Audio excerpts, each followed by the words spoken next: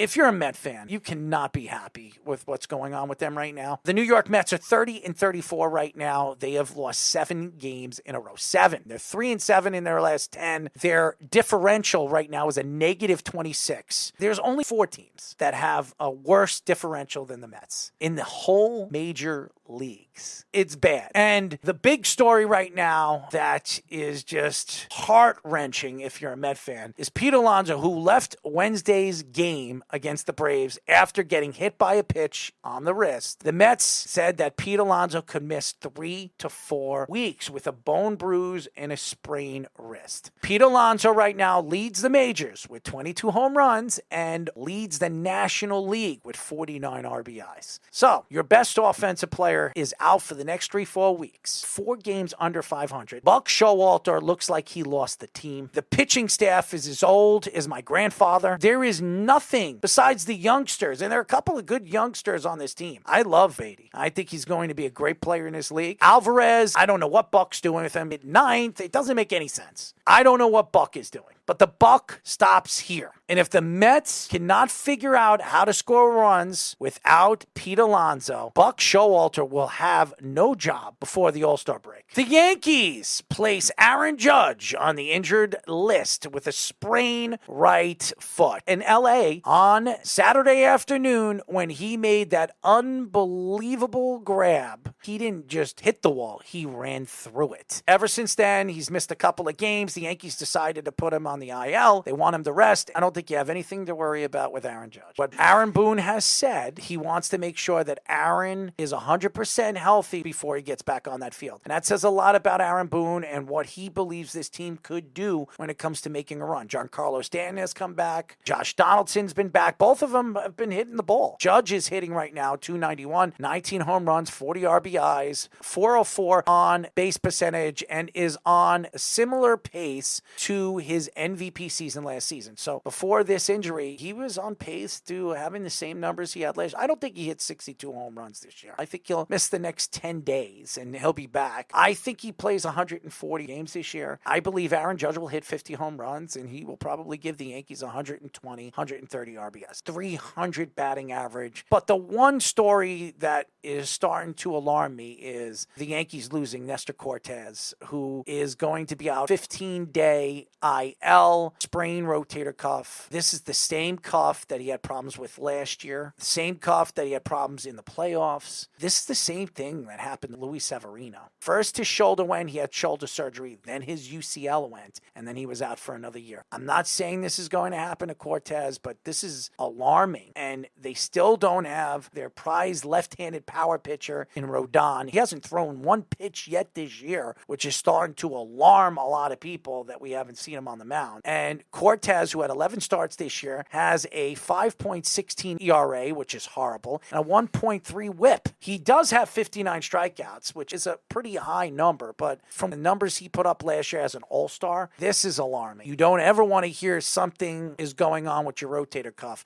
especially as a pitcher. For the amount of injuries the Yankees have been dealing with again this year, I think the Yankees at one point had 7 or 8 injuries in their bullpen. And then even their lineup, you lose Giancarlo Stanton, and then you lose Donaldson. And being that they're 9 games over 500 right now, that says a lot about Aaron Boone. That says a lot about this team. I expect this Yankee team to be a contender again this year. We'll see what Brian Cashman does at the trade deadline, but this is not a good sign with Nestor Cortez. I think the Aaron Judge thing, I don't think it has anything, if you're a Yankee fan, to worry about. The Pete Alonso thing, that is definitely worrisome if you're a Met fan, because the Mets have got no offense from anybody but Pete Alonso and probably Lindor. Lindor's been hitting the ball more rapidly over the last couple of weeks. Nimmo's had a pretty good season for a guy that got a contract that he got in the offseason, but they're not getting anything. It's starting to worry you as a Met fan because they're not over 500, they're under 500, and for the amount of money that Uncle Stevie has spent in the offseason again this year, and now Met fans think that Ohtani's coming or Soto's coming, why would this guy spend more money on another one or 2 players? I understand he's the richest owner in baseball. Why would he do that if this team isn't finding a way to win? They just need an identity. They have one. They have a bunch of grandpas.